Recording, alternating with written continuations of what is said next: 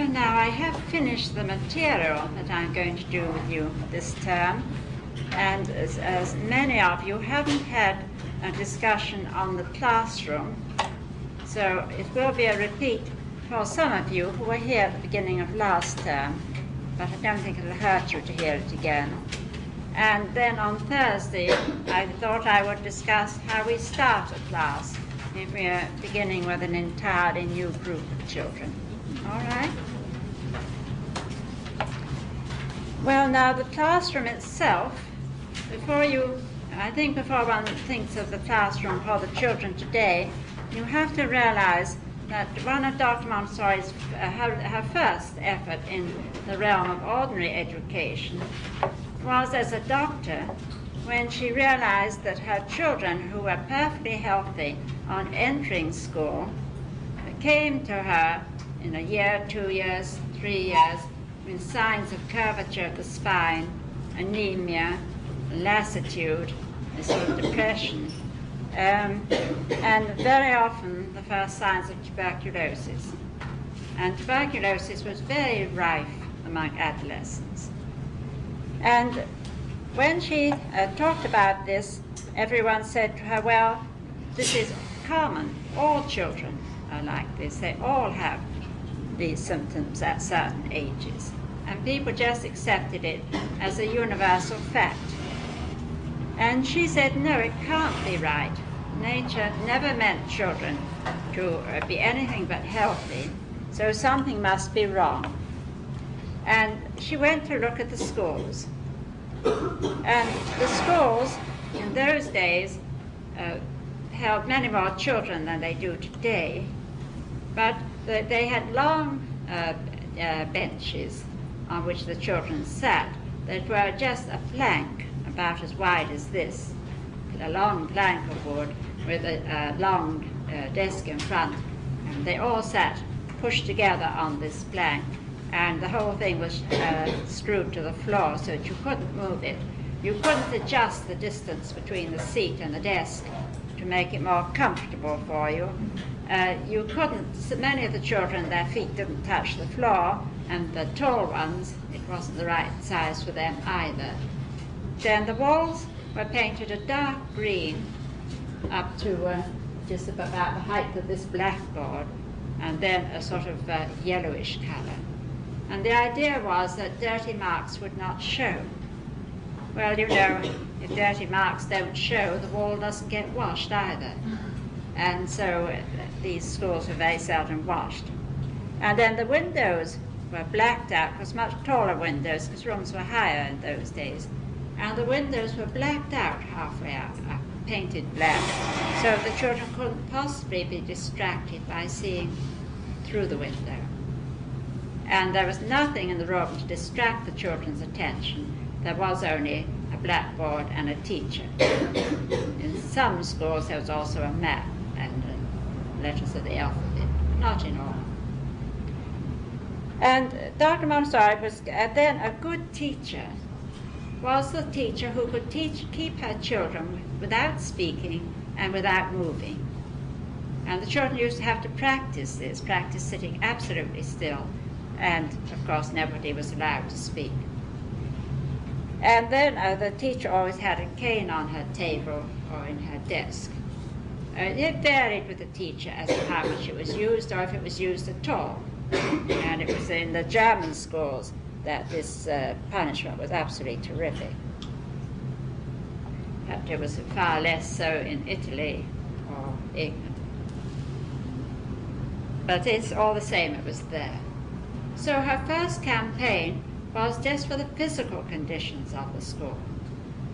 As a doctor, she was insistent that the furniture must fit the child. And she was always very thorough in everything she did, so she took measurements of the children at different ages and worked out the proportions, call them the correct proportions. If you notice a child of 2 and 3, that child has very short legs, very wide seat. And actually the chest measurement at 4 is not very much greater than the chest measurement of a year of age. You see. In fact, in England, during the war, when you simply could not get materials and clothes, a child of a little girl of 4 often wore her baby dress as a blouse. She had grown in height, but her chest measurement was about the same. And it made you realize how the children didn't alter in some respects. So those children need a very wide seat and proportionately short legs. It isn't any good just looking at a grown-up chair and making it a size or 2 smaller, you see. So she took the measurements of the children onwards and worked out the sizes for the furniture that would best suit them. And then she said that the room must be clean and hygienic, and that therefore the walls should be painted a pale color so that dirt would show up. And then if the walls looked dirty, they would get washed. See? And then again, she said that you must unblack the windows, because the sunshine, the light, and the air cannot get through. And it's very necessary for children to have light and air on their skin, and so on, or you will get anemic. I'm always saying how we're overdressing the children today, especially putting little boys into these long, tight pants, because the sun never gets to their skin, see, so they don't make a gastral and get immunity to colds and things as they should do. She did also attack the clothing and insisted on the children having light, loose clothing, the mothers dressing them with far lighter clothes, fewer clothes, and clothes the children could manage for themselves. Children were overdressed then as they are now. We had a period in between when the clothes were lighter and looser. Well, she attacked the fact that the children had to sit still for so many hours. And every now and then during the day, they might have a 5 or 10 minute break when they would do exercises under the command of the teacher. They would sit and do finger exercises, moving one finger at a time. Everybody had to move the finger at the same time. So it wasn't really much relief. And then there was a sort of Swedish gymnastics they all did, but they all had to stand and do it at the same time. Probably a morning break and an afternoon break. But that was the only relief from this sitting still, and a time in the playground during the morning, about 20 minutes. And that was the only relief from this sitting still and keeping silent.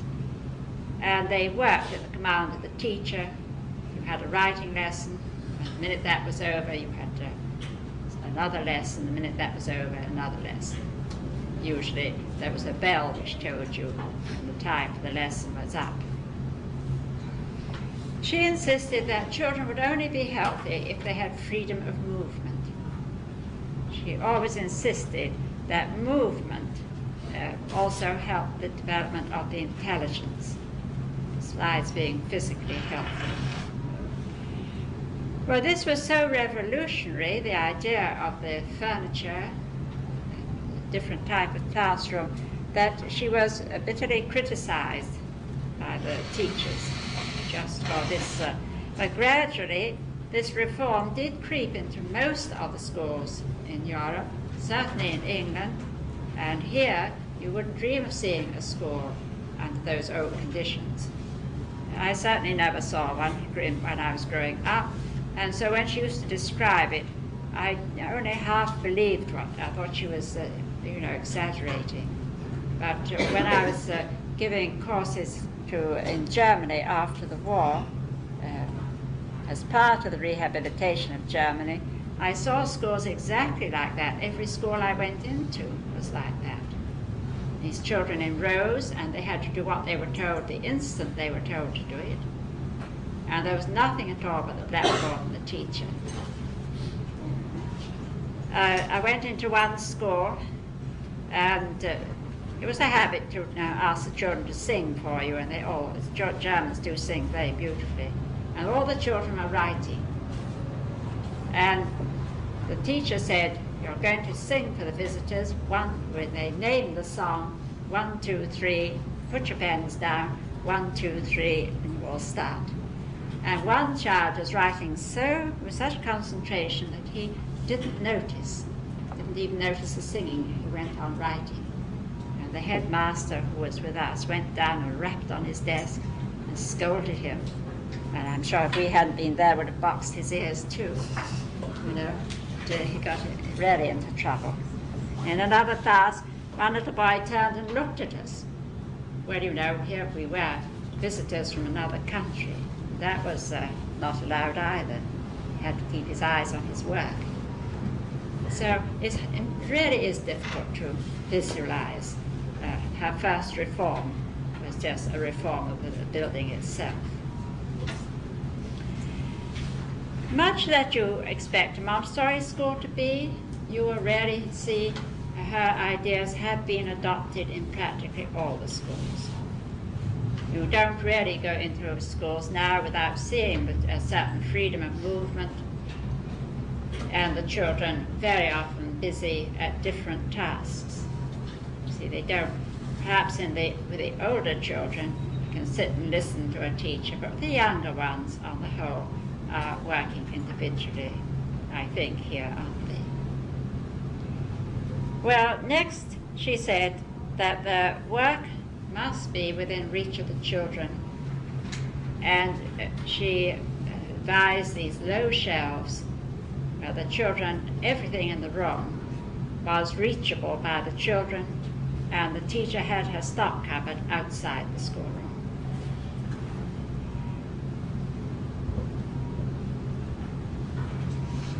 She wanted a hygienic environment, and also, when we are thinking of a classroom, it must be a safe environment. Safety has to come first, and then, of course, the hygiene. I think you can make a Montessori classroom out of any environment. I've seen the most unlikely places turn into a good classroom. But, of course, if you were building a school, especially, then I think a large rectangular room is as easy as anything. But you would have windows at the that were low, so that the children could look out of the windows. You would have windows on both sides of the room, if possible, so that you got light from both sides. It isn't good for children to work in electric light all day. It's much better to be lit by daylight and not have these neon lights all the time. So you would see the room was well lit. And then you would have a sink with water. You see, you need this when the children are going to paint or wash a table, for many things. So you would have a sink with the water in the room. If they were small children, then the bathroom and cloakroom must be very near the schoolroom, because the teacher often has to go, or an aide has to go and help a child, or the children do, especially little boys, wait till the last minute, and then they have to get there quickly. Yeah? It's true, isn't it? For a long time. That's why these tight trousers are impossible. There's not time to undo them. If you have very little children, boys that don't yet stand up, then there is a particular type of potty with a front which is made for little boys. You see, and you should have one of those as well as the other kind. The bathroom itself, we now have the small lavatories, don't we? And low wash basins, and the hooks for their towels must all be within reach of the children. In England, every child brings a clean towel on Monday and has a little brush and comb in a bag and a face flannel, and he has to pay for that because they have to use their own separate towels and wash flannels. They have their own brush and comb. I don't know what to do here. It's very hard to get child's hands dry with paper towels. Then on a Friday, the mothers take these home to wash. It's quite a good habit. I also found that I always had to have one adult lavatory. And I had a pair of wooden steps made so they could have their feet on the steps. Because children who are used to their own homes don't see the little lavatories in their own homes. And I've had many children who are afraid to use them, and many children who would refuse to use them. So I think you have to be prepared to let them use an adult one, if they feel like that. Others love them, you know.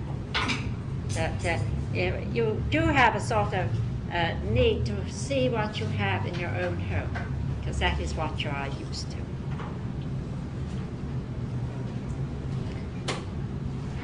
Well, now then, the furniture will all be the right size for the children. And I think the best kind of flooring is a vinyl flooring like this one, which is washable. The carpets, I know, are washable, but you cannot wash the carpets every day as you can wash this type of floor. And if things like paint gets spilt on the carpets or plasticine gets trodden into a carpet, it's very hard to get clay off a carpet. See, but off this type of floor you can clean up very much more easily. You could have a small carpeted area as a book corner where they could sit on the floor. But on the whole, I think this type of floor works very well. It doesn't have to be this dead color. You know, it can be a little bit more pleasant, not too bright.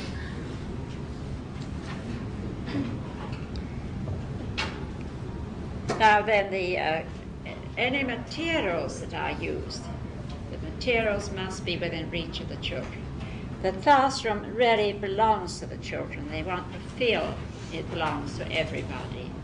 You must always talk about the schoolroom as though it belonged to everybody, and not as though it was your possession or the school's possession. And so the children, any motives of activity you have, then the children can reach them. And the different motives of activity are kept in different areas so that the children know just where to find them. Anything for practical life, for keeping the room clean, would be kept near the water area. See? And here, when we say a safe environment, you have to be quite sure that any cleaning fluids you leave within the reach of the children are safe ones. You always look on the container to see if it says otherwise. The brass that we use for brass polishing, that is not safe. If children drank it, it says so, and it must. So that you keep in a stock cupboard and only give them very little when they're going to clean the brass. Children will drink anything, you know. I had a little boy who, on his way past the house painters on his way into the schoolroom, they had a quart tin of brown house paint, you know, and he picked it up and drank it. He came in, brown paint dribbling all down his clothes, saying chocolate, chocolate. Oh. I didn't seem to know the difference. Or he was very tough, I think that he survived. But you know, we were all really worried about him. Well, you mustn't have cupboards that the children can't open. I think just open shelves are the easiest for them to manage. The door handle should be low enough for a child to manage so that he doesn't feel he can't get out in and out of the room by himself. Ideally, the room would open onto the playground so that you can go in and out pretty easily. But as I say, you often have to make use of an imperfect surrounding, so if you're building, you can get everything you want. I think the teacher has to be responsible for the cleanliness of the classroom. No janitor ever really cleans properly, and you cannot have a janitor dusting or touching your shelves. See? So in England, a teacher really looks after her classroom, plus all the children doing things with her. And the children, when they come, they like to dust the shelves and do all these things. But naturally, little children need a certain amount of assistance from you, And in England it is sort of law, I think still, that a teacher does 2 hours of work for her classroom out of school hours. That is why they have such short hours of work. You have very short hours of work in comparison with the rest of the working population, don't you? And so it's necessary to do some work to prepare for your classroom if you're going to have a successful class in any age. With the little ones, you do have to do some clearing up of the room, preparing handwork materials, so on. With the older children, you have a lot of preparing of more intellectual lessons and more intellectual materials. See. And when they're older again, you have all that horrible correcting of work. See. And then you get very long holidays. See. And those holidays were really not arranged for the sake of the children or the teacher. They were arranged for the needs of agriculture. At certain stages of the year, the farming population could not do without the help of the older children. So in England, we get different holidays. In the area where they grow potatoes, they still get a week's holiday when the potatoes have to be dug, because the children used to pick them up and put them in the sacks. Nowadays, of course, the machine does it, but the holiday is still there. Because, you always have a time lag. Scottish holidays are different to English holidays because their crops ripen at a different time and so on. So although the children don't really work in agriculture as they used to at these special times, the holidays are very long and are still geared to that. It would be much better if we didn't have such long holidays. The children could be taken out of school when the parents needed to go on holiday, but if the schools ran all the year round. Especially for the little children.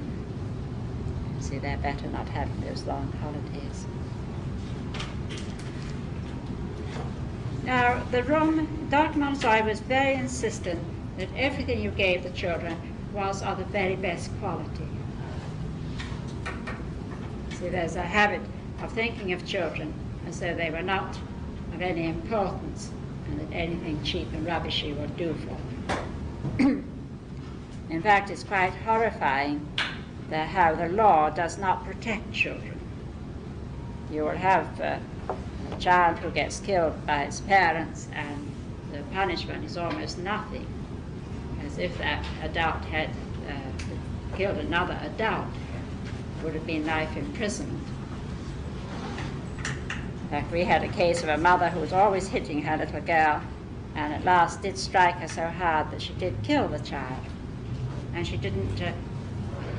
had no punishment at all. The judge said, "Oh, well, I think she's had enough," and nothing was done. You see. And I think we do need a deterrent, and we need to start thinking more about the rights of children or enforcing their rights. But in any case, we have got that sort of attitude because they're not yet wage earners that they are of small importance. And Dr. Montessori did insist that they be given the best quality in everything they had, and also beautiful materials. And if there are any pictures on the walls, you must not put up these rubbishy posters. You have a beautiful poster of an animal. There's some lovely ones today, but not just ugly pictures that are sort of roughly colored, badly drawn, are being given to the children. I think you need one picture or two pictures with a reproduction of one of the great masters. And you can get these pictures of a uniform size at museums and art galleries. Quite good reproductions. They're not expensive. But the ones done by the art galleries themselves are the best. And you can have one or two, and the picture is hung at approximately eye level or a little bit higher, so the child can really look at it.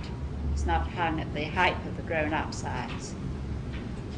And the teacher should tell the children about the picture, who painted it, and when, anything interesting about the life of the artist. See? So the children begin to enjoy good pictures. I think children seem to be particularly fond of the Italian ones. There's so much to look at, and there's a sort of sentiment that suits the children. So we have to pick what they were really like. You can vary the picture from time to time. You can have a back of the frame that unscrews and you put a new picture in, but you must always tell the children when you're going to replace the picture, because they don't like to come into a classroom which they know very well and find something has been changed when they haven't expected it. Well, now after that, you must not clutter up the room with masses of pictures. Most schoolrooms you go into have a very restless feeling. It's difficult to settle to work in them because there is so much clutter. You see, the teachers seem to feel they have to cover every inch of the room with something bright. And this does give for this restlessness, and I don't think you feel peaceful in a room like that. And in many of the schools, they have the habit of mounting the pictures at all sorts of funny angles.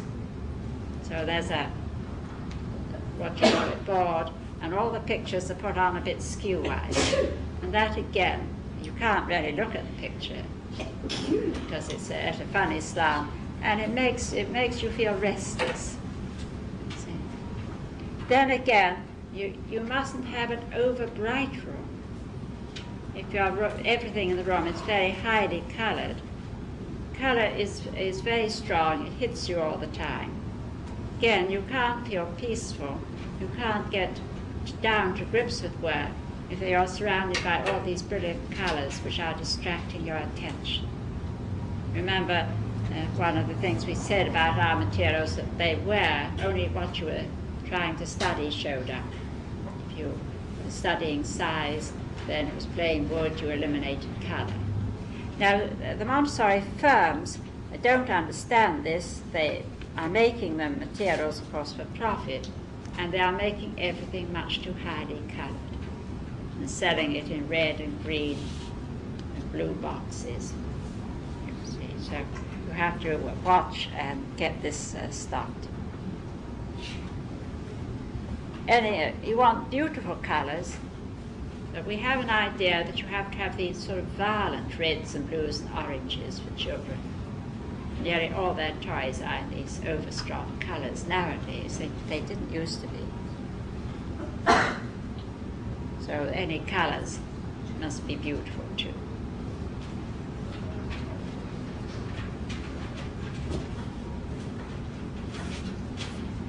I think where the biggest difference perhaps between a Montessori classroom and the ordinary school, which has adopted so many of our ideas, see, is this lack of clutter.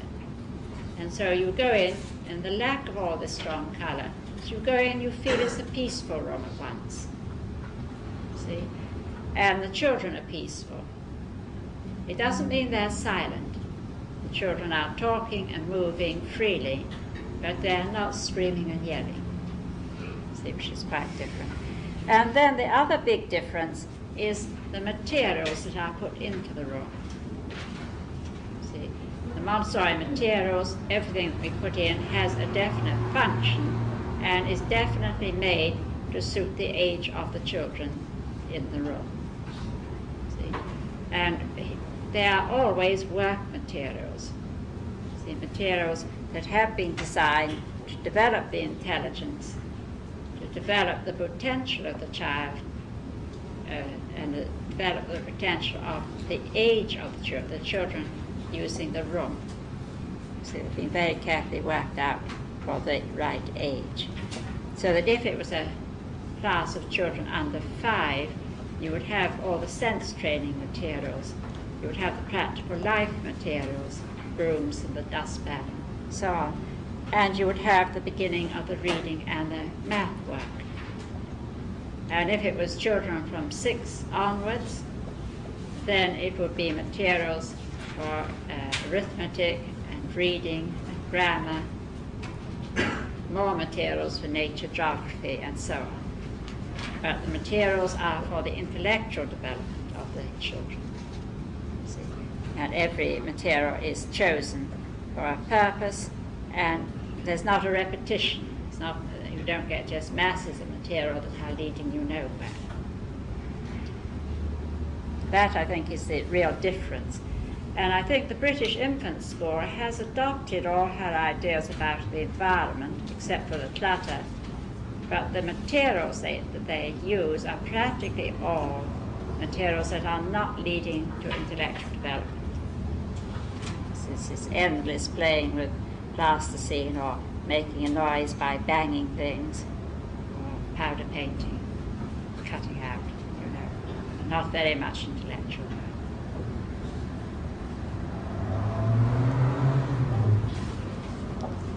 So that is a big difference.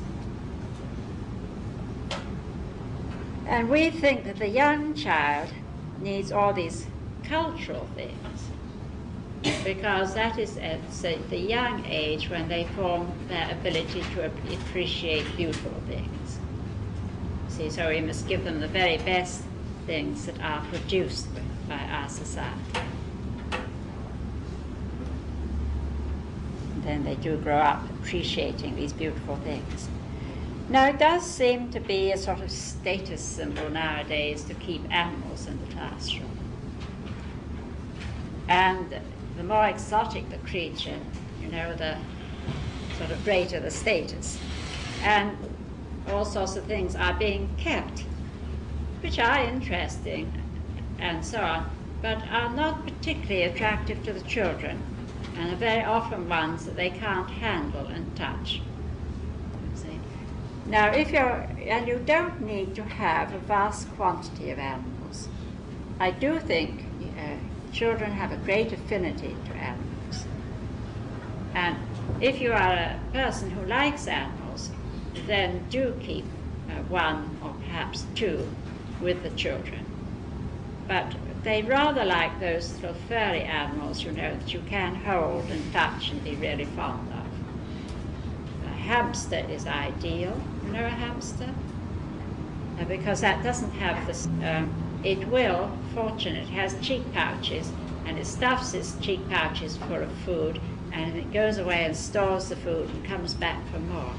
And that's very nice, because children do like to feed an animal over and over again, and you can feed all your apple cores and bits of biscuit.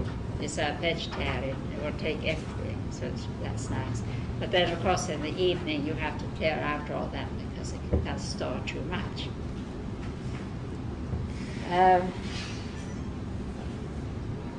A snake is nice if it's one that you can handle. No, snake is perfectly dry. People seem to think it's slimy. If you don't like them, then you can't keep one.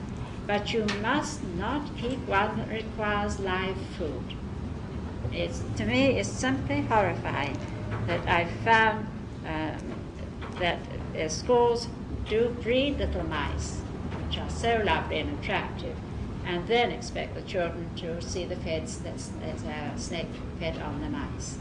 Now, in nature, a snake naturally, many snakes do eat live creatures like this, but you see, they do catch the weakest, and it's a way of keeping, the best for reproduction and life.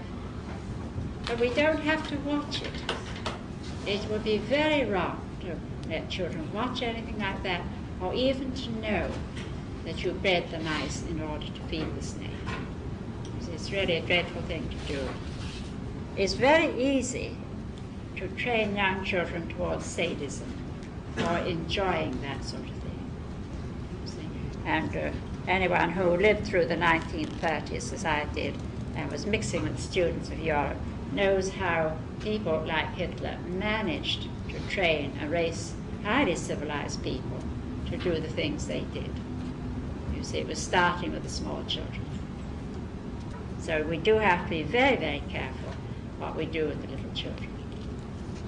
We can accept it happens in nature, you see, but we don't watch it and we don't do it ourselves. Occasionally these nature films are spoiled. We had a wonderful film on the creatures that live in the desert. And unfortunately, for a bit of the film, there was a locust or something eating a locust. And with the sound, and you could hear this thing being champed up. And I had to go out of the room. But some of my children had watched this film, and it took them weeks to get over this. They were so upset by it. So one does have to realize how sensitive they are. So, and if you keep too many animals, you see, they don't really get loved and looked after. It's the minimum. Now, the teacher does have to see that the animal has ideal conditions. The animal has a right to a good life, just as we do. You cannot keep an animal in too small a cage. They need room. See, if the rabbit, it needs a run on the grass. You know, you can make a run so she's movable, so that it can really have some room to hop about. And the teacher does have to see that the children understand the care of the animal, and that in the beginning, when you get children who don't understand animals, that the animal does not get hurt. They are inclined to poke at it, you know, until they have been shown the right way to handle it and pick it up and care for it. Yeah. See?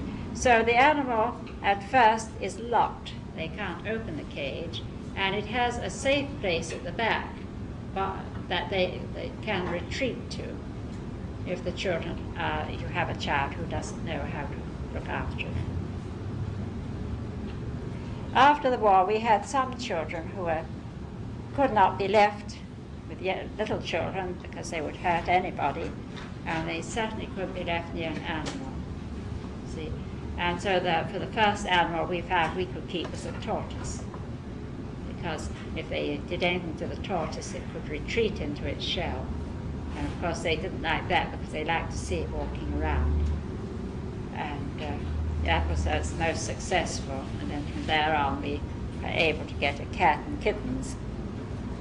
I don't think the cat should not be brought into the classroom until the kittens are at the stage where she doesn't mind.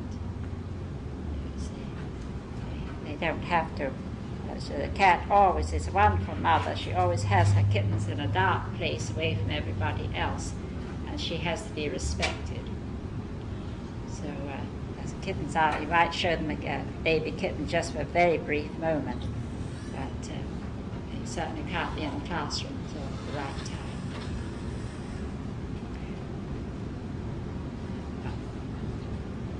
The best pet I ever had was a baby duck. I think I told you, because that would follow me everywhere. I had follows the mother. And we did certainly have to keep a mop handy, because you can't house train a duck. But it was the most loving little creature. And if I had to go anywhere else, I would always put it by somebody else's feet, and it would sit on that child's feet till I came back. And it was most attractive. And it would follow us round in the garden. And as it always stayed with you, it would have all this freedom of movement. I don't like birds in cages myself. I think birds were meant to fly, but I've got some idiosyncrasies. I did have somebody write and say to me, you have one of each type of animal in the classroom. I think that's going a bit far. You know, I think one pet, or perhaps two, is really enough.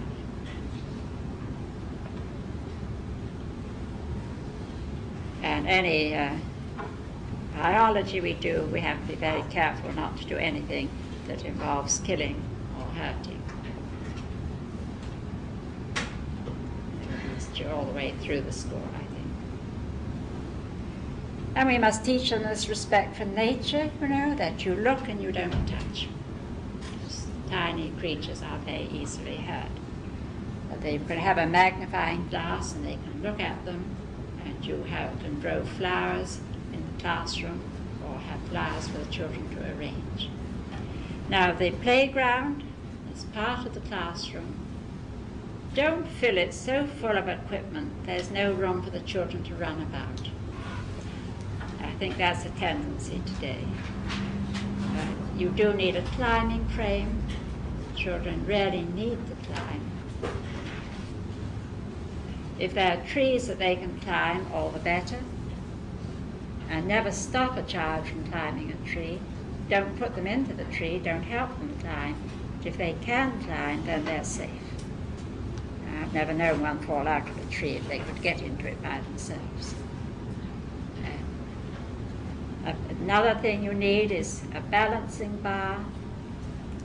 This is a plank turned on its side, so they have about a 2-inch bar, about 6 inches from the ground. It can be on a little stand because they have this need to balance, and they like to walk slowly along, one foot in front of the other.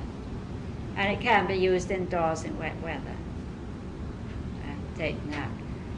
I don't myself like a swing, unless it's got a fence round it, because children wander in front of the swing and they can get very badly hurt, because the child who is swinging can't stop, and they seem to wander in front and behind the swing without realizing, what can happen to them.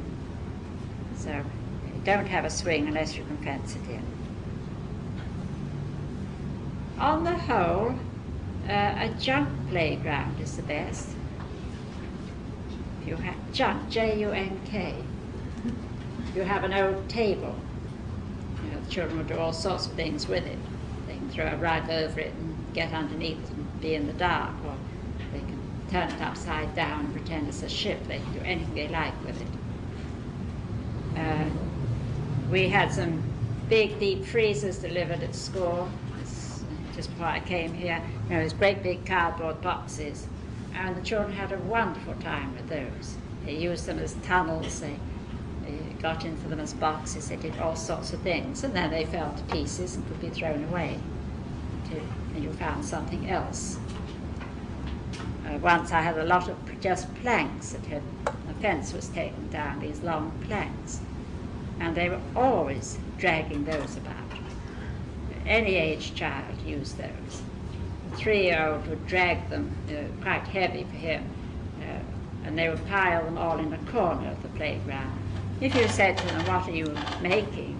they would look at you for a few minutes, and then they would make up something just to please you, They would say an airplane or a ship, but obviously they were not really doing that. They were just enjoying the exercise of dragging these heavy things about. And when they got them all collected in one place, they would drag them off somewhere else. It was very good exercise. A sand pit is nice. They enjoy a sand pit if it's out in the open air where it gets rained on. Then a certain amount of movable things according to their age, balls that they can throw and bounce and catch and kick, or bean bags. Skipping rope or two. Skipping is a very nice exercise.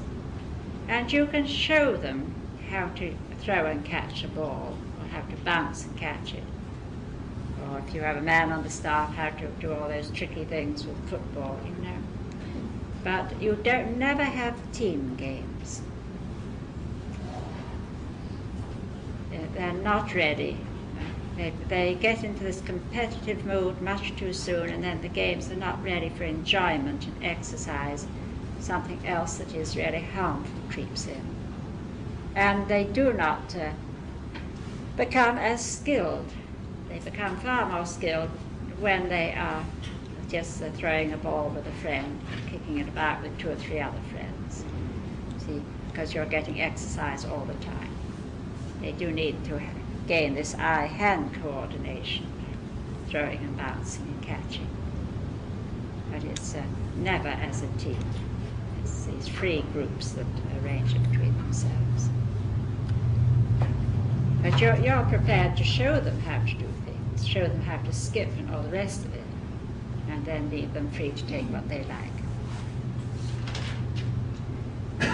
I think part of the playground ought to be a garden, because children do love to grow things.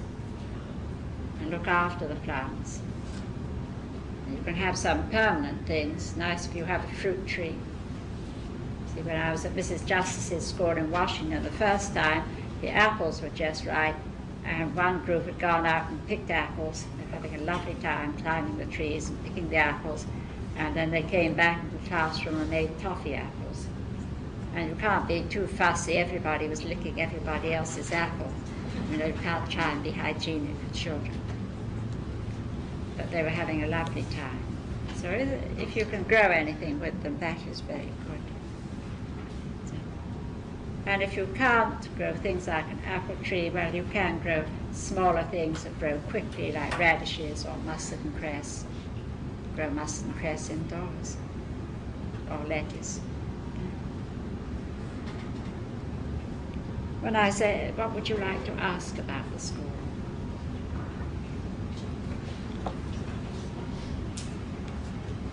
What do you think about having tricycles or little cars and wagons? I think on the whole they have plenty at home, and they're sort of solitary exercises. You know, when they drag all these planks about, they're probably working with 2 or 3 other children. It seems to me they have more fun. I don't know how good that exercise is. It seems to me they're always so stooped over. You know, I think they get enough of the tricycles at home. You can have one if you want one. I'm not saying you can't, but... You mentioned in the floor that you needed something washable because clay and paint might be spilled on it? Yes. So you do provide occasional times where they can work with paint and clay? Oh yes, of course we do. We haven't got to the end of the year yet. People have told me that one reason why they didn't like Montessori is because they didn't do things. Oh, people will tell you all sorts of things. You know. The very last thing I heard was somebody who said about me, don't have her, don't have Montessori, whatever you do, that's communism. So you know, you'll hear everything attached to it. It's extraordinary. You see, You perhaps don't do it as much as... The ignorance there is, and I think myself, the Montessori movement is partly responsible because there are some people, Montessorians, who have the idea that you have to have this silent classroom. You see, whereas if you read her, she talks about different forms of handwriting, but she didn't include it in her course because she said everybody's doing that. In fact, they're doing too much, and I don't need to teach it. We'll have a talk on it one day next time, the sort of things that we would do. I have another question. What do you... But I wouldn't have it available, really. Those things I do as a group lesson. I don't think you can have children helping themselves to paint and using it all the time. You find in no time you get paint on everything. I go into some Montessori schoolrooms and everything is covered with this paint because they need a little supervision and also a little teaching. So it's not just putting paint on paper. It is overdone today. Yes. I wanted to ask about compartment. For instance, if you took a house to change into a school, is that possible where there are several classrooms that are not observable from a central position? Well, Have it you ever depends. seen it? I think if you can't have children in a room by themselves without an adult, but you can cut a big archway. We've made a most attractive schoolroom out of the old kitchens at our college. The old kitchens, because it was an enormous room, the kitchen was then, it was tiled in white, which was only white tiles, and they were very new when the house, a new idea when the house was built, which was not particularly attractive, but you didn't want to retile the room.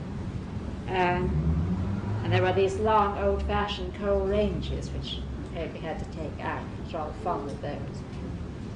And then there was a room here, which I think housed all the china and things. And we cut a big square arch, see, so that became part of the schoolroom. And the children we made it into the book area, and the teacher could see every child, and there were very nice low windows that look out onto a 4-acre garden, which is beautiful. And then there was a room here, which housed the coal for the rangers. And again, we cut a big arch, so that again makes a very nice little room on its own, but it's as though it was missing one wall.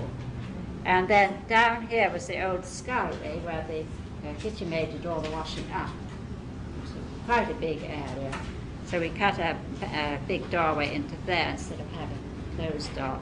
And we just lowered, one of the sinks is nearly the size of this table. You see, we just lowered the old Victorian sinks to their size. And there was a cupboard there, I think where all the saucepans were kept, and that's made a lovely practical light area. But it's got very good, it's got overhead lighting, and it's got these windows looking out into the garden. So the teacher can see all the areas at once. But you know, the groups of children can work very quietly. So, and then there was a passage, and at one side of the passage we have made the little cloakroom for the children. And there are 2 little areas each side where they can go out and play. And then that leads into another classroom where there were 2 rooms, the butlers and the cooks. And they both had water at the sink by the window. And we've removed the walls and made them into one room. The 2 rooms in the passage make one big room. Do you have any rule of thumb of size that you need for numbers of children? Well, the state will regulate that. There are state requirements which you must find out, that they will there have to be fire precautions of a certain kind. They will come and look, don't buy the building till you've had the inspection to see what they will say. They will give you so many children per cubic feet.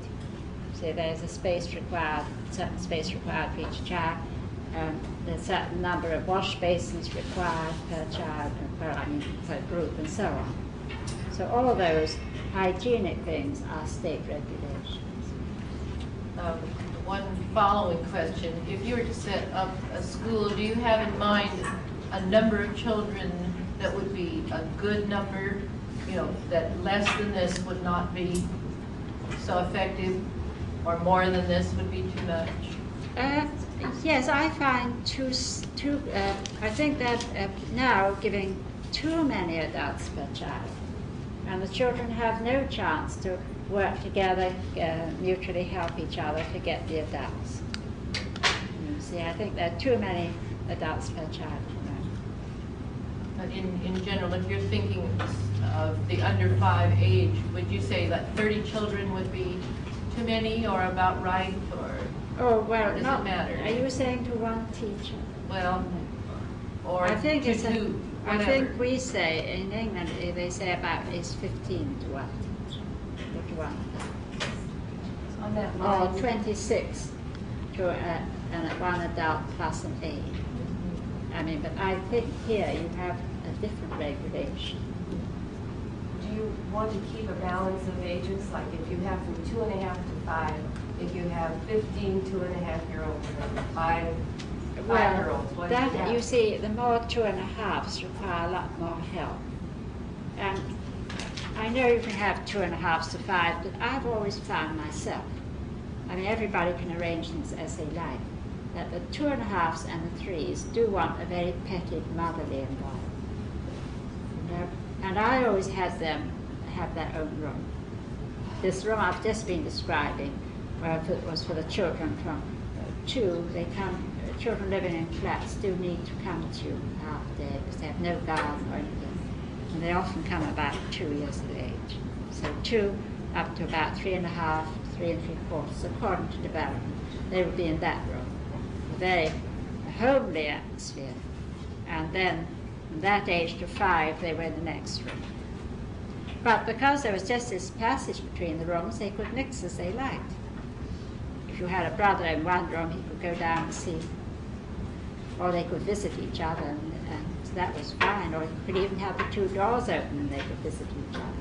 And they joined for some things, like singing or One of the girls played the banjo very well. Then I had an African student who brought the African drums in for someone who could play them, and then they joined and played them. So there was freedom of movement, but little children really like to stay with their own teacher. But if you're going to mix the ages, you can't have so many little ones. They require a lot more help. You can have many more 5-year-olds. But with us at 5, you do have to by law, put the children into a different classroom, because children go to school at 5. So you would have 5 to 7s, but you can't have 4 to 5s, 4 to 6s. Well, not many inspectors look. Earlier, when you were talking about having a junk table out in the playground. Well, anything you like. I once had an old car, and another time I had an old boat. Yeah. You were saying that the children would turn it over and pretend it was a ship. Isn't that a form of fantasy? That isn't this perpetual fantasy. I mean, they were really pushing it along with somebody in the middle. I haven't said that they cannot ever fantasize, but I've said that they don't fantasize with all the teaching materials. And the more you give them real things, the less they fantasize. Right.